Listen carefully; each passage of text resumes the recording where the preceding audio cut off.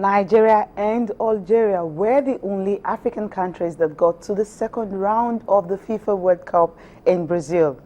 Now 3 matches have been decided in the race for Morocco 2015, and Algeria are on the verge of booking a spot in the qualifiers. But Nigeria will also finish second alongside them in Brazil.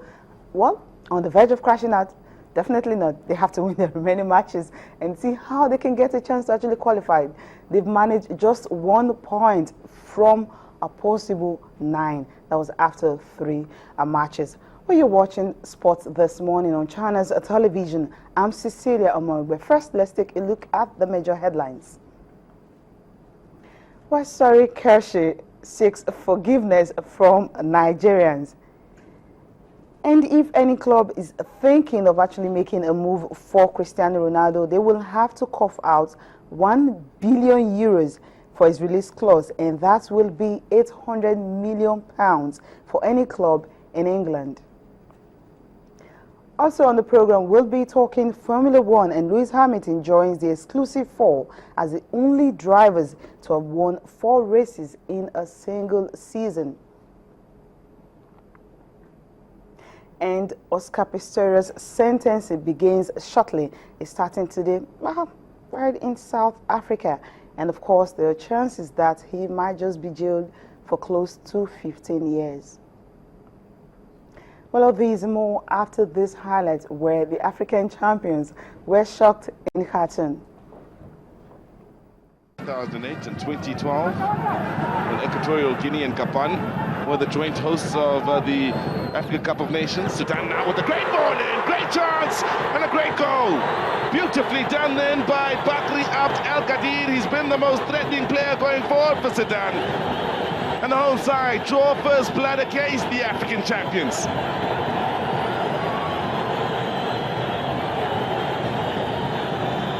Comes against the defending African champions, the width on the near side. El Haq now has got numbers getting into that box. That was quite vital, but he needed to play in a great delivery. He did. And from point blank range, then Al Ghadi said thank you very much, and Yema got a hand onto it, but with the power of that header, a precious little time to react and come in with a good solid hand onto that. It's Sudan that draw first blood, and Nigeria that have it all to do. They can't quite believe it out in the stands. Take they go once again, in no hurry. The referee glances at his watch and ensures that Sudan have a memorable, historic victory over Nigeria and ensure that the 2015, this AFCON qualifying campaign continues to be a painful one for Nigeria. 3 matches played now, the defending champions yet to come up with a win. Just the 1 point for them, bottom of the group. Good morning and welcome. Tayo Salam joins me now. Tayo, good morning. Good morning, Cecilia. How was your weekend? Weekend was great. It was great. Yeah, never mind Nigeria lost to Sudan. But what is very telling is the picture we just saw now. It is very lonely when you're losing. Yeah. Stephen Keshi all alone by himself, just sat down there, didn't know what to do after that terrible performance in Khartoum. Yeah, I actually remember that kind of picture in Abuja. Should I say this? Okay. When Samson said actually the game against Guinea, when it ended 2-2, we couldn't qualify. He also was in the same position. You know, he was seated and was just looking so lonesome. Well, actually, and the reverse usually, when you get to win a game, you see all the players, the technical crew, all of them will run up, you know, carrying the coach and, you know, just celebrating and all that. But sometimes it will happen like that, but no one actually ever expected.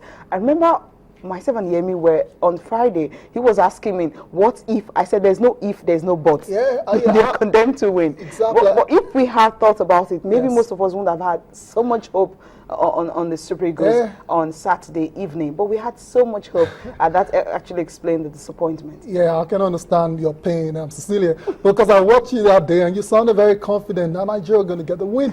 And I remember I said in a show with Austin, I was like, the Sudanese might look like the whipping boys of the group, but then in front of their fans, they will be up for it. And I was a little bit skeptical about what Nigeria would do in that game. And so it wasn't really a surprise for me that Nigeria didn't win that game. But then it was just a terrible performance, not a very good one for Nigeria at all. Definitely not. And Coach Stephen Keshi, immediately they arrived in Abuja yesterday, where fans were actually booing them, and the coach is asking we sport journalists to actually help apologize on his behalf.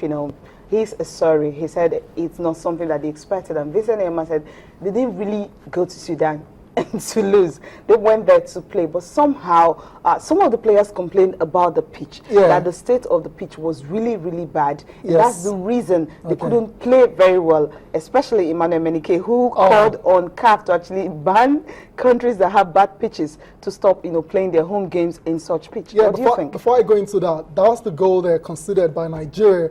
Very terrible goal to give away. The defense was flat-footed, and they allowed that guy was all alone in front of the 6-yard box, and he was able to get enough purchase on the header, and Emma couldn't do anything about it. So that was very bad defending. Look at it. We're looking at it again right there. The left back was nowhere to be found. He had all the time and space in the world to put a very good cross into the box. And look at him right there. Right there. Yeah, where was Omero and Efe Ambrose? Where did they go to? Babana and the likes. They were nowhere to be found there. So unfortunate, but then that's how it goes at the very this kind of level. You can't afford to make such mistakes. At all. Going back to the issue of the pitch, remind me again where Sudan played. Yeah, come on, the two teams played on the same pitch. I really don't like the excuses. They were supposed to have a feel of the pitch, on Friday evening, but they said they didn't actually allow them because it was waterlogged and all that. Yeah. That's the reason that not all the players definitely.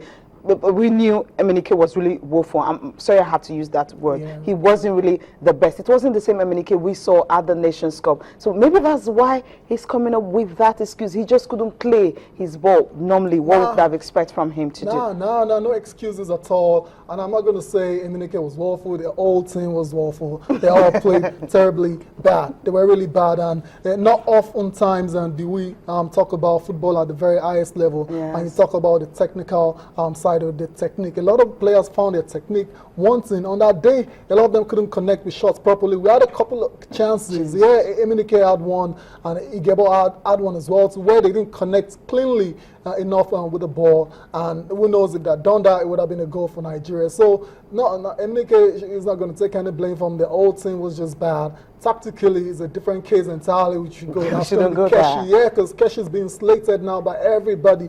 And you understand why he's being slated. He's the coach, and he comes with the formation and with the selections, and which a lot of us don't even agree with in the first place. The lads that I took to Sudan, the new boys, Sunday Emmanuel, Aaron Samuel, those guys from China and Norway.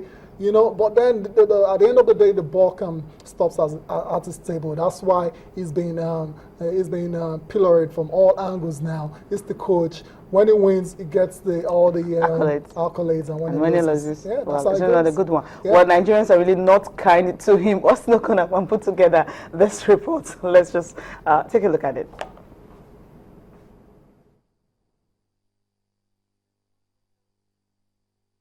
Recording an average performance at the World Cup in Brazil, the Super Eagles kicked off their 2015 Cup of Nations qualification campaign in a game against Congo.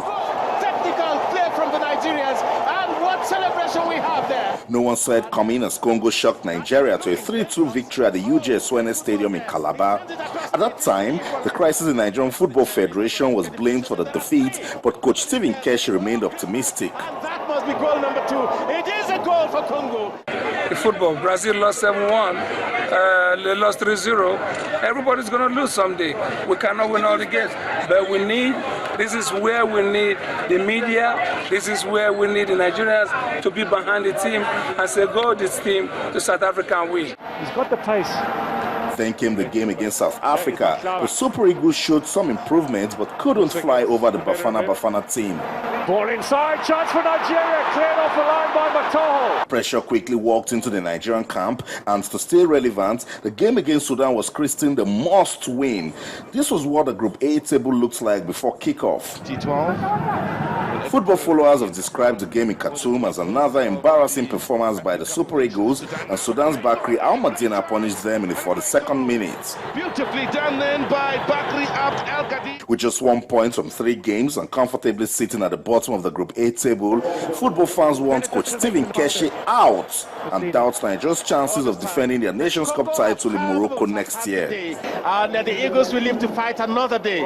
Keshi, to the best of my knowledge, is bringing his primordial interest against national interest, which is bad.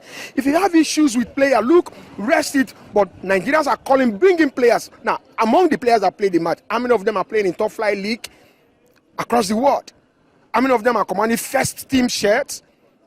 How many of them play regularly for their team that maintain, let's say, 60 minutes game in their clubs? But you have players who are playing in their club 90 minutes.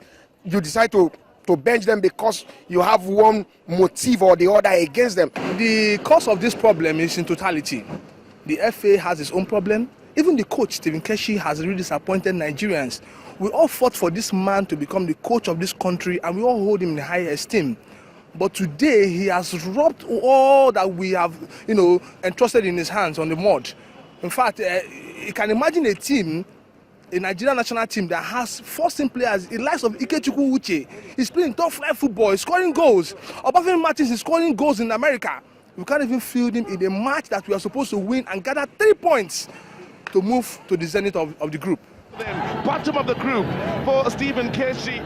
It's unbelievable, but it's so true. In the 2015 African Cup of Nations qualifiers, current African champions Nigeria have secured just 1 point from 3 games. Some football followers in the country believe the leadership of the Nigerian Football Federation has contributed in the struggle. Others say Coach Stephen Keshi has destroyed what he built. But one thing is certain, the majority wants the Super Eagles to fly again, and a convincing win over Sudan in Abuja might just be the required takeoff for that flight. I'm Austin Okonakpan reporting for Channels Television News.